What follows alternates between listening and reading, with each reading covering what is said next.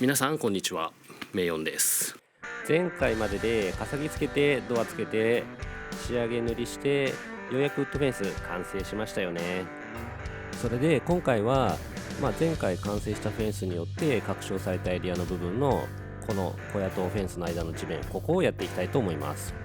この部分どうするかって決めきれてはないんですけど、ちょっとその前に今回は排水改善をしたいと思います。なんで排水改善するかというと、こちらこれ雨降って1日以上経ってるんですけど、水がはけないんですよ。でウッドフェンスの基礎作ってた時に掘った穴に雨が降り込んだことがあったんですけど、その時はそこに溜まった水がもう3日以上排水されなくって、最終的に手作業で排水してから基礎の作業をやってました。そんぐらい水はけ悪いんですよね。なんで今回はここの水はけ改善作業をやっていきたいと思います。まずは穴掘りからですね。何を使うかはオープニングでわかると思うんで、それ用の穴を掘っていきます。外物の基本ですね。一番重要だけど一番地味で大変。ざっと掘っていくラインを決めたら、そのラインに沿って穴を深く掘り下げていきます。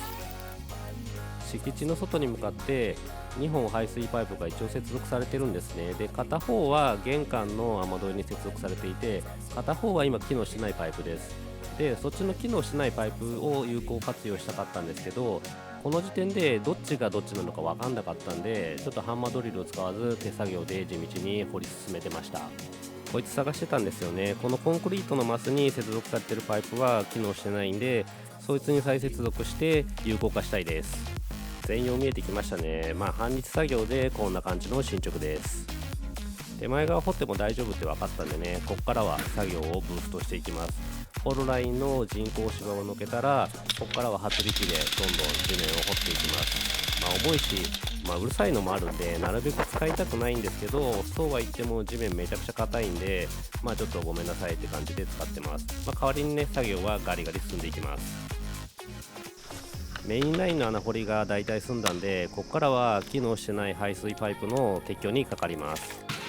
つながってるエミ管を切断していきます。まずはコンクリートマスにつながってる方から、続いて反対も順番に切断していきます。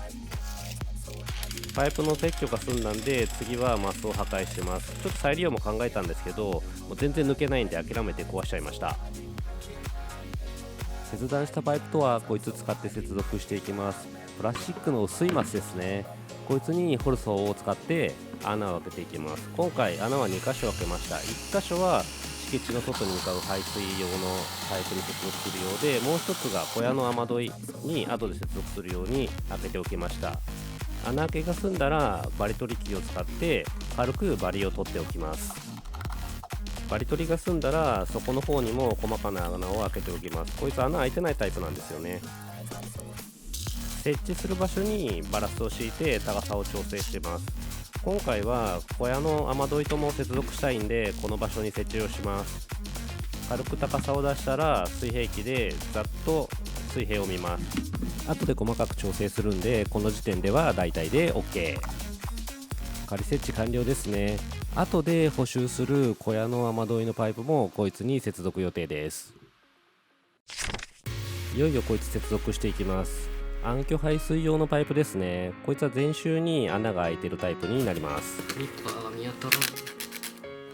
全長が 10m ある仕様なんで、ちょっとそのまま使うには長すぎるんで、一旦仮に設置をして全長の長さ調整を行っていきます。パイプを仮設置してマスと接続する高さが分かったんで、穴開け作業をしてその後バリも取っちゃいます。次にパッキンを接続していくんですけど、そう75で開けてんじゃん俺。まるで合わない。あれ、内径が75ってこと？外径が違うのか、もしかして105か。マジか、やっちまいましたな。はい、塩ビが50の表記で50%で OK だったんで、こっちも大丈夫だと思ってました。やっちまったもんはしょうがないんで、開けた穴の上にシールパッキンをジグにしながら穴開け地をマーキング、ジグソーでカットしていきます。補強用のリブが邪魔になってジグソーが綺麗に動かせないんですよね。なんでちょっとカットは汚くなっちゃってるんですけど、パッキンかぶって見えなくなるんで気にしないです。溝あるんですよね。溝を挟み込むようにしてマスにパッキンを装着。先に開けてた2箇所にもパッキンを装着していきます。こっちは50のサイズですね。ちょっとリブに硬く感じになるんですけど、漏れたところでね、土の中なんで問題ないです。パッキンの装着が済んだら、いよいよ外側につながるパイプを基準にして本設置をしていきます。マスの設置が終わったら、パイプの下の層になるバラスを敷いてパイプを仮設置していきます。片ままだとね長すぎるんで、この時点で一旦仮設置をしてパイプをカットして全長を調整します。 OK。 フェンスの向こうにもパイプを伸ばすので、この場所で分岐させます。分岐させるためのパイプを挟むために、この場所でパイプをカットした部分に分岐用の配管を接続していきます。ねじ込む感じでね回すとこのパイプにつながります。2箇所接続して完了。分岐の接続も済んだんで、設置予定場所に置いて全長の調整、エンド部分をカットします。エンドキャップも同じように回し込んで装着。 OK。 こんな感じで設置完了じゃありません。このまま埋め戻しちゃうと透水用の穴がすぐ詰まっちゃって水流れなくなるんで、パイプの上から1枚それを防ぐためのシートを巻きます。専用の透水シートがあるんですけど、ちょっとそれも入手が大変なんで包装シートで代用します。これこうしたらこの辺まで来るから、ここをずっと目印にして切っていきます。そのまんまだとねちょっとでかいんで、縦半分にカットです。カット終わったらインシュロックでシートをパイプに巻いて留めていきます。めちゃくちゃ長いインシュロックしかなかったんでね、ちょっとカットです。いよいよパイプも本設置。パイプを置いたらその上から砂利を敷いてパイプを埋めていきます。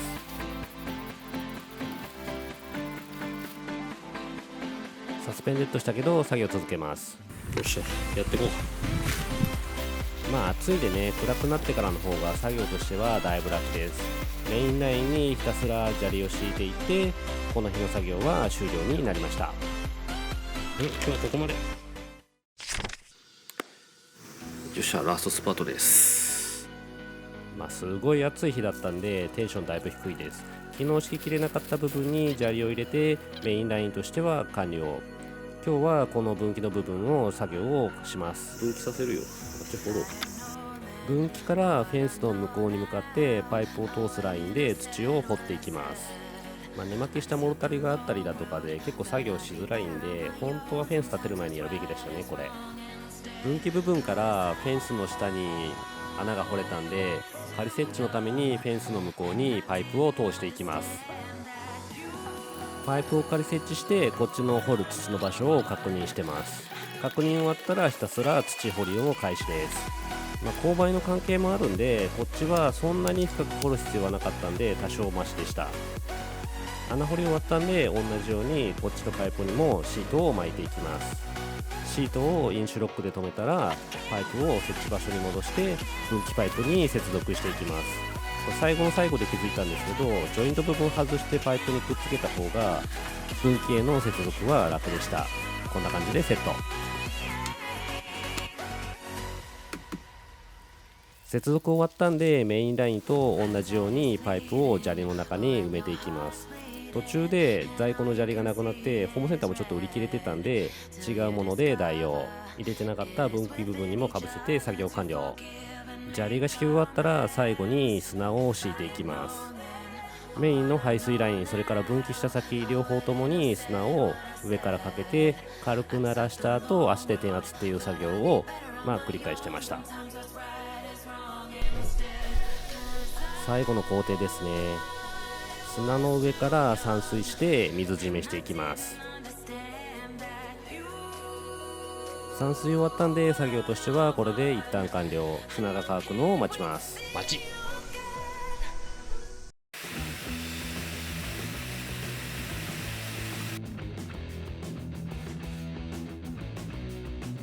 よっしゃ、排水テストいきます。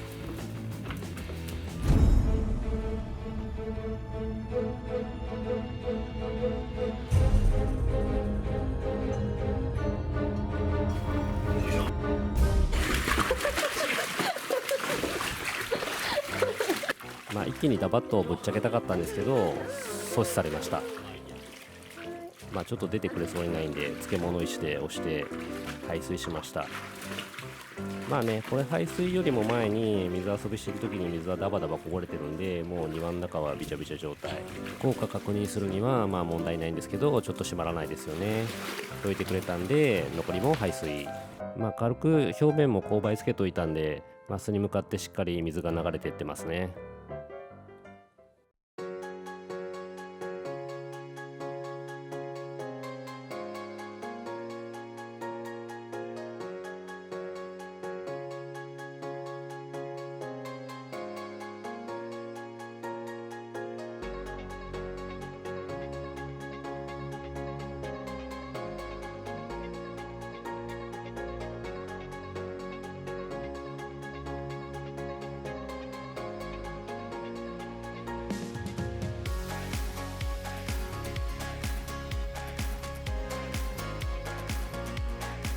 はい、今回の作業は、ここまでになります。梅雨入ってちょっと経ってから、始めたんですけど、なんとか梅雨の期間中に終えて効果を見たいなと思ってたんですけど、なかなかね思ったように進まなくって、少し時間かかりましたね。なんで長梅雨だったんですけど、梅雨明けちゃいました。なんでちょっと当面雨降る予定はないんで、ちょっと本格的な効果は見れるのは少し後になるかなと思うんですけど、さっき水流しして試した感じでいくと、しっかり流れてたんで、掘ってた時の映像とかで見ると分かるんですけど、水たまりのところも解消されて流れるようになったんじゃないかなっていうところで、水はけ改善されたかなと思ってます。で、次回以降になるんですけど、今回掘った土が、こっちの右手側この山ですね。ここに今積んだままになってるんですけど、そのところに戻してあげて、でその後ちょっとアプローチ作りっていうのをやりたいと思いますので、よかったらまた見てください。ご視聴ありがとうございました。チャンネル登録もよろしくお願いします。